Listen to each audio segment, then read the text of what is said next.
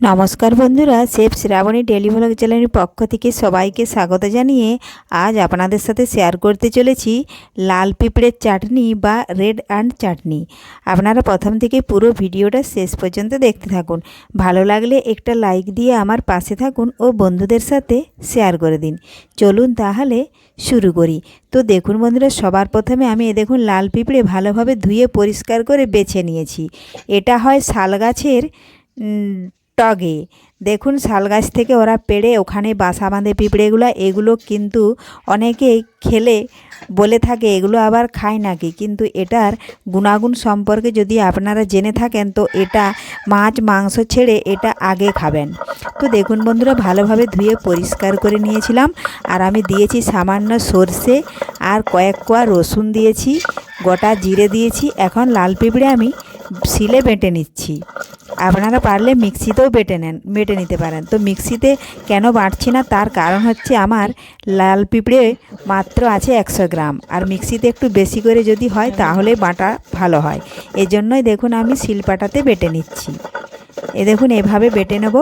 আর যারা খেতে জানে না তারা কিন্তু এটাই বলে থাকবে যে এটা আবার খায়। তো দেখুন এই পিঁপড়ে গুণাগুণ সম্পর্কে কম বেশি সকলেই জেনে থাকবেন। এই পিঁপড়ের চাটনি খুব টক লাগে, প্রচণ্ড টক। আর এটা যদি খেতে পারেন এটা কিন্তু শরীরের অনেক উপকার লাগে। দীর্ঘদিন ধরে যারা হয়তো কেসে কাশছেন কিংবা কোনো কিছুতেই ভালো হচ্ছে না, তখন যদি এই পিঁপড়েটার যদি এই পদ্ধতিতে চাটনি বানিয়ে আপনারা খেতে পারেন তাহলে কিন্তু অনেক উপকার পাবেন। দেখুন বন্ধুরা, আমি বেটে নিয়েছি। এখানে দিয়েছি হলুদ গুঁড়ো, লঙ্কা গুঁড়ো আর স্বাদ মতো দিচ্ছি আমি লবণ। এখন ভালোভাবে সমস্ত কিছু একসাথে আমি মাখিয়ে নিলাম। এই দেখুন। তার আগে যদি কোনো বন্ধু আমার চ্যানেলে নতুন হয়ে থাকেন, চ্যানেলটি সাবস্ক্রাইব করে বেল আইকন হলে সেট করে দিন সবার প্রথমে আমার রেসিপি পেতে। দেখুন আমি ভালোভাবে বেটে মিশিয়ে নিয়েছি। আর দেখুন একটা ছোট বাটি নিয়েছি, বাটির মধ্যে আমি কুড়িয়ে নিচ্ছি। দেখুন এভাবে বাটিতে কুড়িয়ে নেব। এখন দেখুন পরিমাণ মতো কিছুটা সরষের তেল দিচ্ছি। তেলটা একটু ভালোভাবে নাড়াচাড়া করে মিশিয়ে নেব। তো তেলটা মিশিয়ে নিয়েছি। দেখুন আমি এখন গ্যাস ধরিয়ে বসিয়ে দিয়েছি। এইভাবে বেশ কিছুক্ষণ যখন ফুটে যাবে, এটা কিন্তু আগেই বলেছি খুব টক, তার জন্য আমি 2 চামচ চিনি দিয়েছি।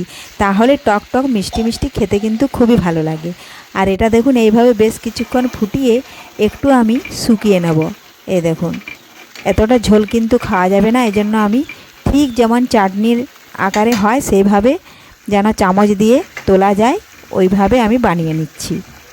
রেসিপিটি ভালো লাগলে লাইক শেয়ার কমেন্ট করতে অবশ্যই ভুলবেন না বন্ধুরা। দেখুন চাটনিটা প্রায় হয়ে এসছে। আমি আবার একটু ফুটিয়ে নিচ্ছি, কারণ চামচ দিয়ে ঢাললে কিন্তু গড়িয়ে যাচ্ছে। দেখুন বন্ধুরা, হয়ে যাওয়ার পর কালারটা কিন্তু এরকম আসবে। আমরা ছোটোবেলায় যেভাবে 2 টাকা দিয়ে দোকানে তেঁতুলের চাটনি কিনে আনতাম, তো দেখুন বন্ধুরা এইভাবে আপনারাও বাড়িতে এটা বানিয়ে নিন। বাজার থেকে কিনে এনে, এটা কিন্তু হাটেই বেশি বিক্রি হয়, তো কিনে এনে আপনারাও এইভাবে বানিয়ে নিন। খেলে কিন্তু শরীরে অনেক উপকারে আসবে। ধন্যবাদ। আজকের মতো এখানে ভিডিওটি শেষ করছি। দেখা হবে পরের ভিডিওতে।